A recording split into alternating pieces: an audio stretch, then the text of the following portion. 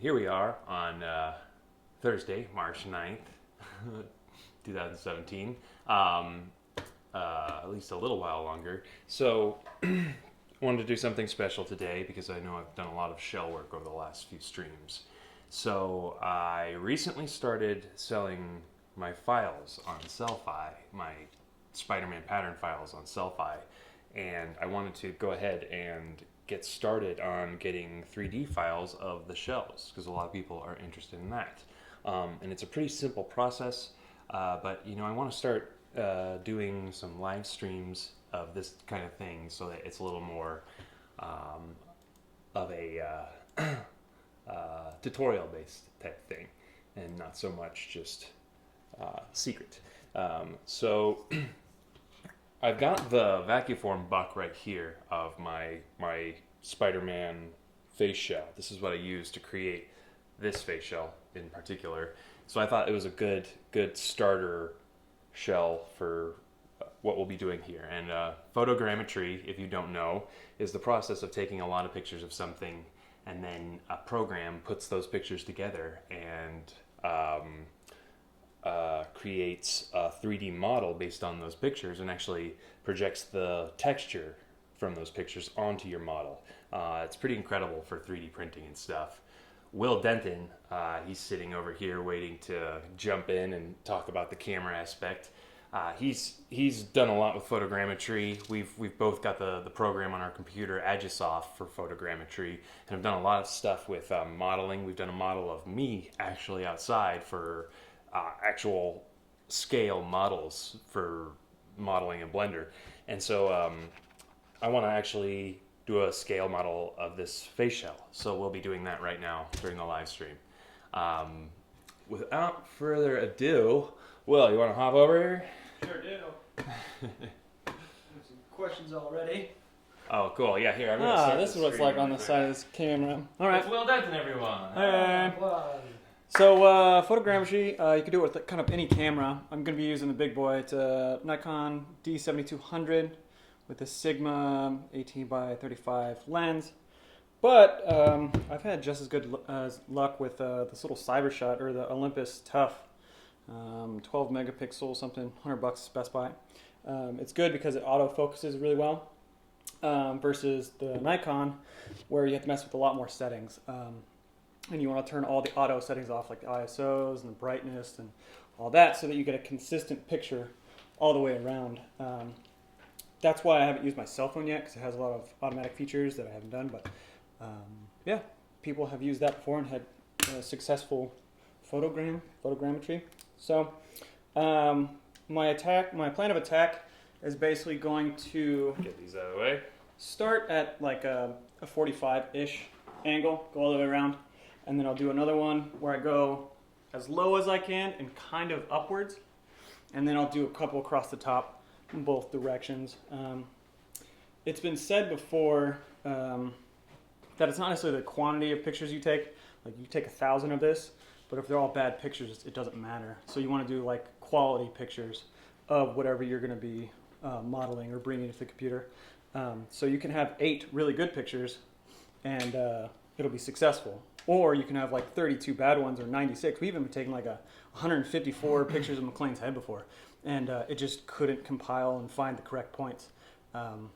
One thing that's always good to take pictures of is just organic, like streets, rocks, roads, anything that doesn't move. Or reflect light, either. Yeah. When you're doing like a face, you can't help but sway a little bit, unless you really rigid yourself down somehow. So I suggest if you go out and do this, maybe go practice outside. Just go like to your garage or the street or a good concrete wall, because then you'll see good results quicker, and you can see how few pictures you need to accomplish what you're going for, and then move it into the modeling world with actual objects and just apply that knowledge and see what you need. Shiny things, McLean's mad at this, of course, so it's going to be a little easier than his black shiny plastic ones. So yeah, if you have a shiny object like a lens, you'll notice this lens is kind of a gray color. Usually the lenses are a really glossy white color. If you have a lens or anything shiny like that, when you're taking photos and you have a bright reflective light spot on it. The camera doesn't know that's a reflective light and not a feature of the object. So it'll always include that as the texture of the object, but when you're constantly changing angle, those light spots are moving. And so that's why it really struggles with shiny stuff or reflective stuff, anything like that. So if you're just getting the model of something, you need it to be kind of flat. And my vacuform buck here is pretty flat. It's a little glossy, so I think we might have some issues. I see some kind of glossy areas in the lines. I actually painted a defective lens here so that it'll be nice and flat, and I drew a kind of design on it. We don't have a nice close-up this time around, but because we have our camera ready to go here. And I've got a frame sitting on the paper here. I actually have, this is just junk mail coupons for, a grocery store, and it turns out we've used this in photogrammetry before, and these this junk mail actually works pretty well because it's flat, has a lot of contrast. A lot of reference for each pictures to follow the ads across. And so we just found it works. I imagine the wood grain would be pretty good. The wood grain would probably be good. Scenarios, but we've run into problems before when we were doing McLean's head. It's just hair kind of looks all the same, and that's why we didn't want to go with the wood grain. Hair also, I mean, you can see it right here. Every time I change angle, hair is sort of iridescent. It changes color and it changes its reflectiveness. So that's another thing that photogrammetry struggles with. So you really want the flattest stuff you can get, matte wise. And then I've got also just a paint stick from Home Depot right here. You can only barely see it, but that'll actually be a big part of the model because it has a ruler on it. And I'll use that at the modeling stage in order to get everything up to scale, because that's all it takes in order to put this into reality scale inside of Blender or whatever 3D program you're using. Okay, so Will is going to start taking pictures of the model. We'll be coming in and out of this tiny frame we've got here, but I wanted to go ahead and show you really fast some photogrammetry we've actually done before. This is side note really quick. When for shooting one on a nice DSLR, a nicer one, you could shoot in RAW. This program here, Agisoft, or however you pronounce its name, it doesn't like RAW photos. So you have to either switch your camera to shoot in RAW and JPEG and then pull a JPEGs from it, or just shoot in just straight JPEG. Because, it recognizes all the RAW photos. It just doesn't do anything with them, which is odd.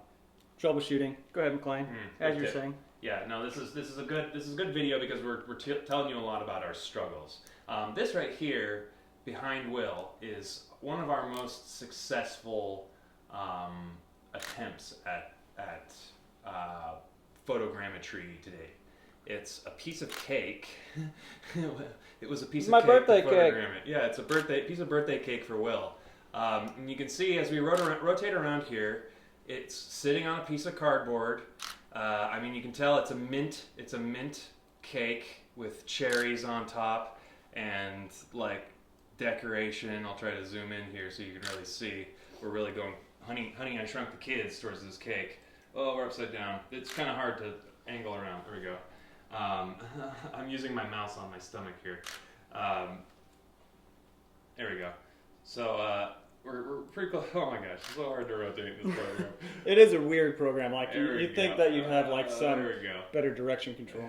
It actually is pretty good. It's just hard to master. And so when I zoom out, you can see all of these blue. Darn, hit a light.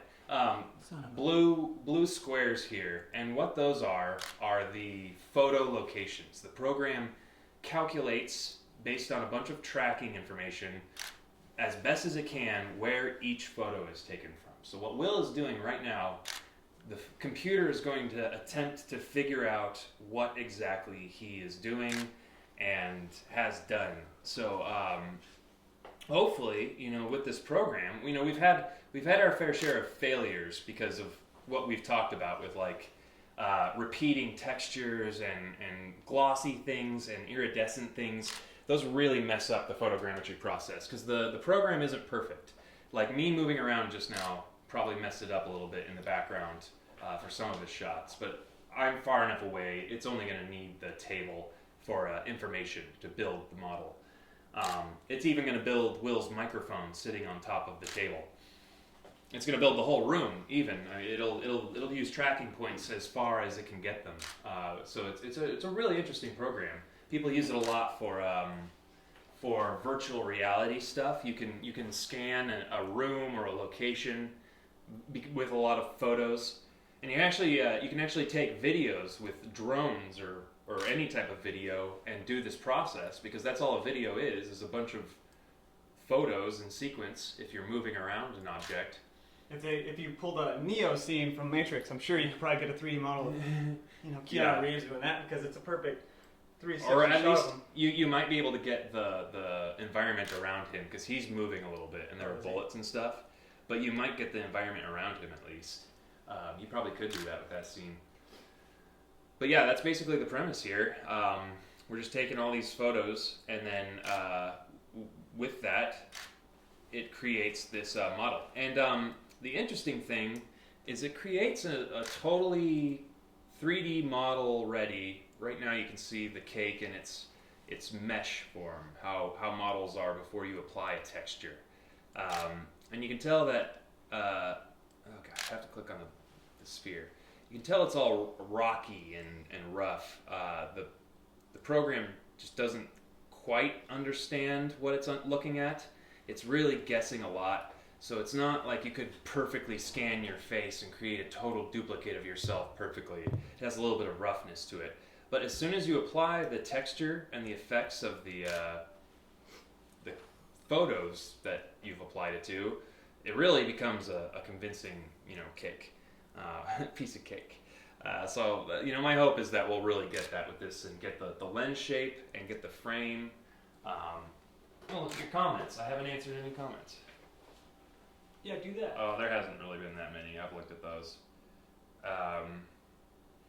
Jared asked where we can get the advanced files with all the layers and stuff. Those are coming. My Photoshop files are just currently really cluttered, so I have to clean them up and move a lot of stuff. So it'll just be a few days longer. So just wait for those if that's what you want. Otherwise, just get one of the other files, because you can dissect those too. So yeah. Almost done here. Yeah. I think I've taken more photos than I needed to, but why not? And thank you to Will for helping out with this in the first place. He's really busy editing sound for the film Boogeyman Pop, which will premiere soon. He's doing a really large amount of work with sound editing right now, and it's really nice of him to continue to help me out with this as well. This is fun though. I definitely like messing with any technology. Yeah, I wish I had started sooner, but I'm glad that we just decided to start anyway and get this going, because this is definitely a different type of stream than what people in the stream are used to. Webcam's struggling with With me? Well, it's with the green screen. It always wants to look at the green screen, but it doesn't understand what it's looking at. So if you don't have a subject in the background, it kind of struggles. Oh shoot, I'm getting too close. Also, when you're taking pictures, you don't have to get the whole subject in there. As long as you have overlap with each picture by at least, I think it said 40% or so. So if you have a picture and you want to chop it up into thirds, so those overlaps, so that it can reference as much as it possibly can. And I think I'm done there. So if you're doing something bigger, like a huge statue, you're out in public, and you want to take a picture of a fountain or something like that, you could do the whole thing. Ooh, I'm fuzzy. Hey. Yeah, it's just See struggles those. once. Struggles like that once it. There we go. Ooh, I have to fix that. It drives me cuckoo. I forgot where I was saying. Just you can take it in sections, but just make sure you have overlap. That's all.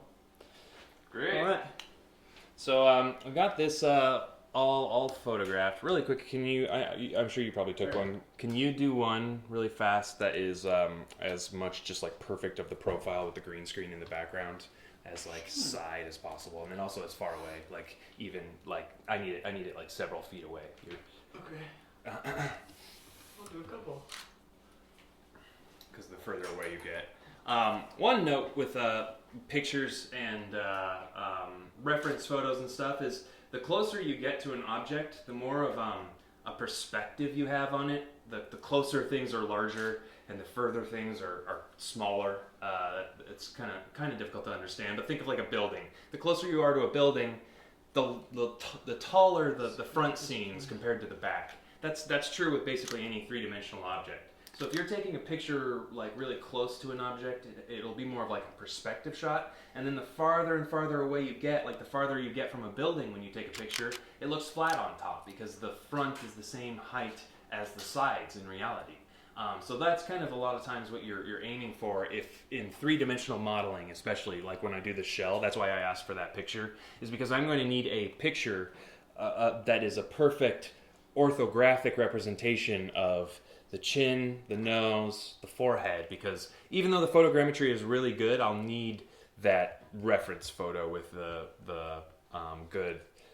good shape to it. So it'll be, and then you typically need a good front, you need a good top photo in typical 3D modeling. But this one will be exciting because it'll just be putting these pictures into the program, which I think we're doing that right now. The photos are loading in my computer as we speak, and it's gonna be pretty fun to kind of play around here, because another thing, we can go ahead and probably move the model over a little bit.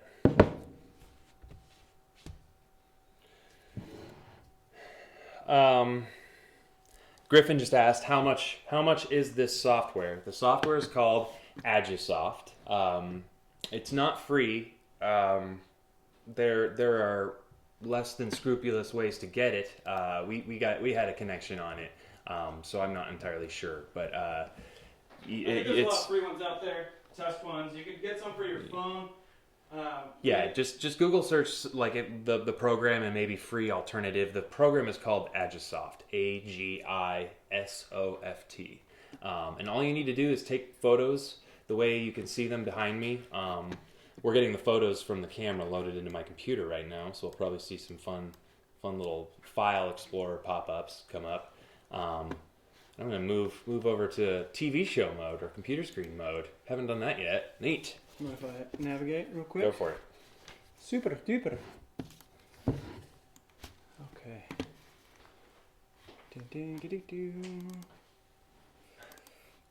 Ooh, lots. So I'm just gonna sort by type because there's a lot, and find our today's date. Glad you don't have this in thumbnail mode, just because.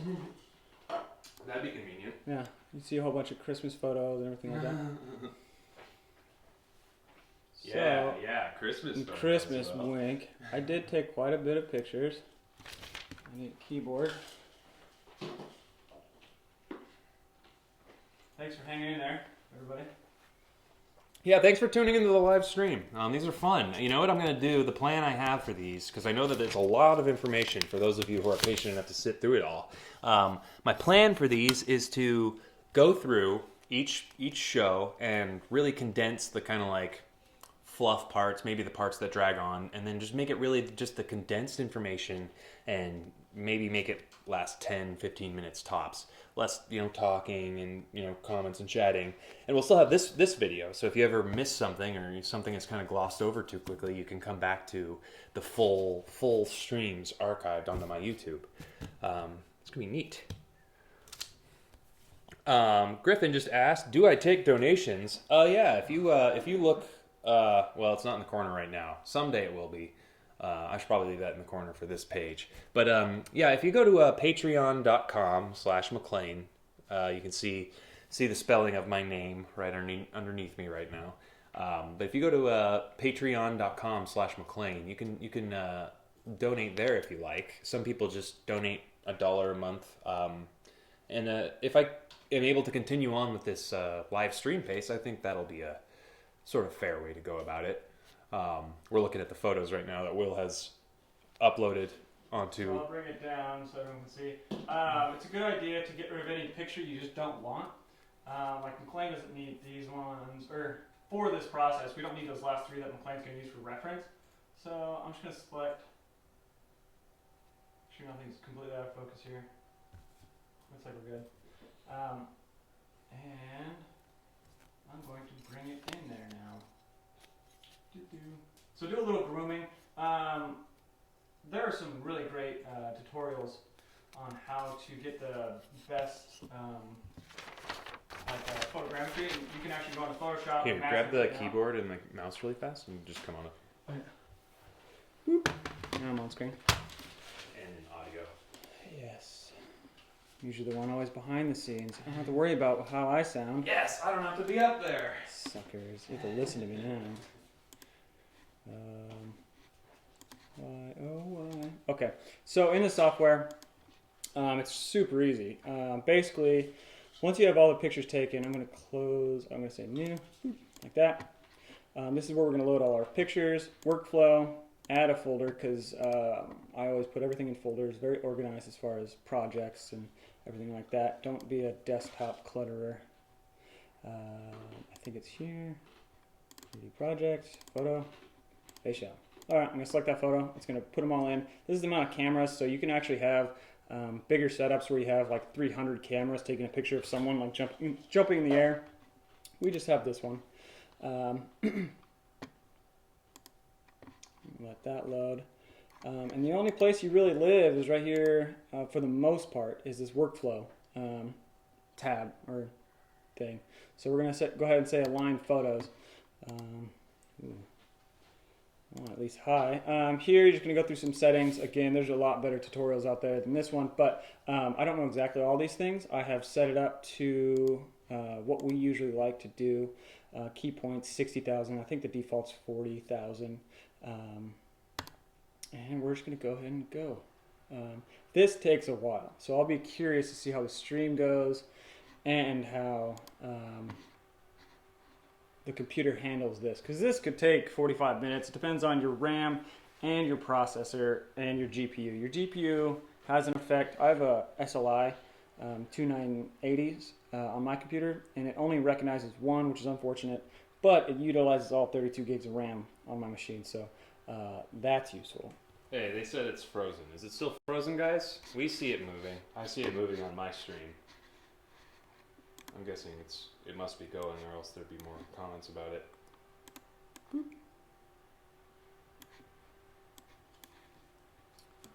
Looks like it's still going for us. Yeah. So, live streams. Yeah, still working a lot of stuff out. See what happens when I'm not sitting behind the computer off screen? This is what McLean gets for making me perform here. Indeed. I actually really don't like it, everybody. So McLean's pulling me out of my little bubble of not being in front of the camera. So that's good. Looks like this is actually going pretty fast. It should only take a little bit of time. Yeah, that is going pretty quick. That's a good sign, because that means it's not struggling too much with things it doesn't understand, and it's really having to make up on the spot.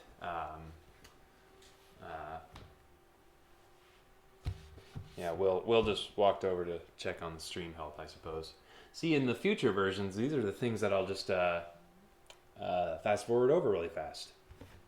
So it's just goes right past it. Oh, okay, it was Griffin's part. That's good. Yeah, so this is going pretty quick. Overall progress is not too bad. I need to just like play like Family Guy or SpongeBob episodes like other YouTube streamers. I'm serious.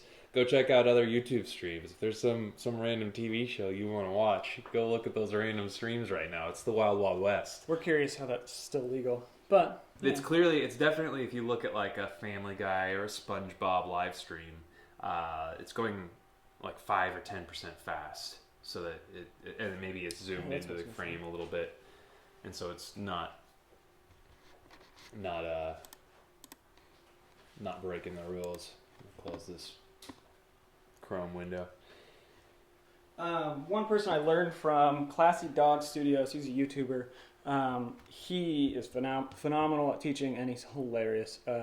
He's really well polished tutorials on photogrammetry, and his other, you probably seen one. It's gone viral of his videos. So check him out if you're going to want to learn.